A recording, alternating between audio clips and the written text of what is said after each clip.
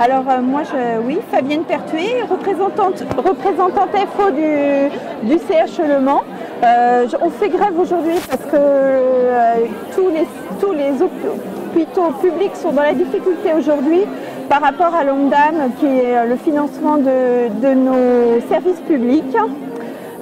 Il faut savoir que l'ONDAM, pour un budget correct, devrait être à 5% et nous, il est à 2,5%, ce qui fait qu'on aura moins d'effectifs, moins de budget pour faire vivre l'hôpital correctement. Il faut savoir que ça a un impact sur nos salaires aussi, puisqu'on n'a plus un salaire d'une aide-soignante qui a 20 ans de carrière est à 1 500 € environ avec les primes.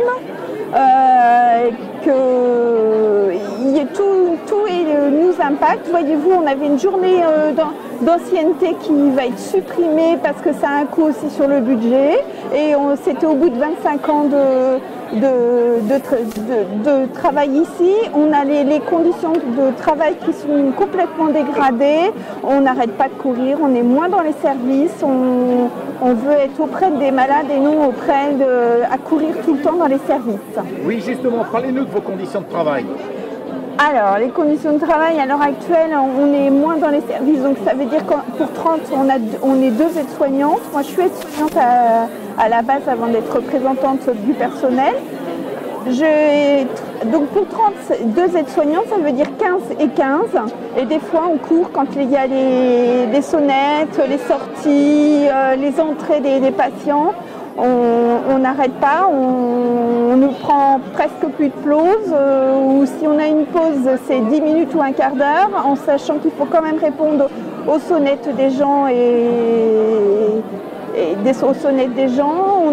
Le matin, on a 15 voire 12 toilettes à faire dans la matinée. On court quoi, toute la journée. Combien d'heures de travail faites-vous par semaine? Alors, normalement, on est à 35 heures, mais avec nous, on a des RTT qui sont aussi diminués. On est à 36h40 par semaine, donc ça fait 10 RTT par an. Donc, on travaille les week-ends, les jours fériés, on travaille quelquefois, on fait des heures supplémentaires. Les heures supplémentaires, même pour les aides-soignantes, sont en augmentation.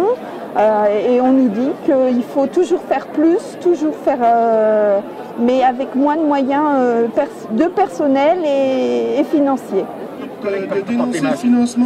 Alors c'est pour se faire reconnaître, parce que le métier de manipulateur est très peu connu.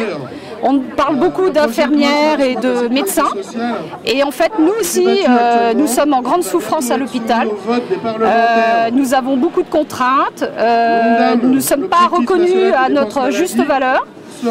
Et quoi dire d'autre? Oui, il y a aussi la précarité de nos jeunes qui sont... nous avons 17 contractuels sur 40 manipulateurs payés sur une grille de base. Donc on souhaite aussi une revalorisation de notre salaire et surtout une reconnaissance de notre métier. Quel est votre métier? Alors, manipulateur en électroradiologie. Si, moi je voulais rajouter que en fait, la majorité des patients passent entre nos mains et que en fait, sans nous les manipulateurs, c'est quoi le slogan? Sans radio, il n'y a pas d'hosto en fait. Voilà, on est vraiment une plaque tournante de l'hôpital.